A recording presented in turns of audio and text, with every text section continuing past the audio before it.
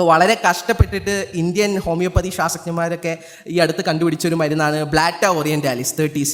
എന്താണ് ഈ ബ്ലാറ്റ ഓറിയൻറ്റാലിസ് എന്ന് വെച്ചാൽ ഒരു പാറ്റയെ ഇടിഞ്ഞു പിഴിഞ്ഞുള്ള മിശ്രിതത്തിൽ നിന്ന് ഉണ്ടാക്കിയ മരുന്നാണ്. അപ്പോൾ അവരെങ്ങനെയാണ് കണ്ടുപിടിച്ചതെന്ന് വെച്ച് കഴിഞ്ഞാൽ, ഒരു ആസ്മാറ്റിക് ആയിട്ടുള്ള ഒരു പുള്ളി ചായ കുടിക്കുമ്പോൾ അതിനകത്ത് ഒരു പാറ്റ വീണു. അത് കഴിഞ്ഞ് ആ പുള്ളിക്ക് ആസ്മയ്ക്ക് റിലീഫ് കിട്ടി എന്ന് പറഞ്ഞ് ഇവരത് വെച്ചൊരു മരുന്നുണ്ടാക്കി.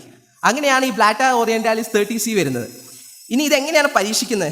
ഞാൻ ആദ്യം പറഞ്ഞു, സമാനമായിട്ടുള്ള ലക്ഷണങ്ങൾ ഉണ്ടാക്കുന്നത് നിങ്ങൾക്ക് സമാനമായിട്ടുള്ള രോഗങ്ങൾക്ക് മരുന്നായിട്ട് കൊടുക്കാം. അപ്പോൾ ഞാനൊരു ആരോഗ്യവാനായിട്ടുള്ള വ്യക്തിനെ ആദ്യം എടുക്കണം. എന്നിട്ട് ഈ പുള്ളിക്ക് ഞാൻ ഈ സാധനങ്ങൾ ഇങ്ങനെ കൊടുത്തുകൊണ്ടിരിക്കണം.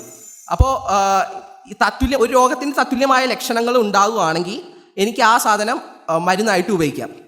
അപ്പോൾ ഫോർ എക്സാമ്പിൾ, ഇപ്പോൾ ഞാൻ സിങ്കോണ പറഞ്ഞ പോലെ ഒരു ആരോഗ്യവാനായിട്ടുള്ള വ്യക്തിക്ക് ഞാൻ സിങ്കോണ കൊടുക്കുമ്പോൾ മലേറിയക്ക് സമാനമായിട്ടുള്ള ലക്ഷണങ്ങൾ ഉണ്ടായാൽ എനിക്ക് അത് മലേറിയക്ക് മരുന്നായിട്ട് നേർപ്പിച്ച് ഉപയോഗിക്കാൻ സാധിക്കും.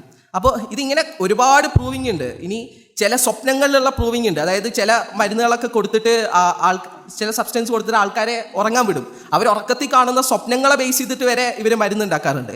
അപ്പോൾ അങ്ങനെ കുറേ സംഭവങ്ങളും ഹോമിയോപ്പതിയിലുണ്ട്.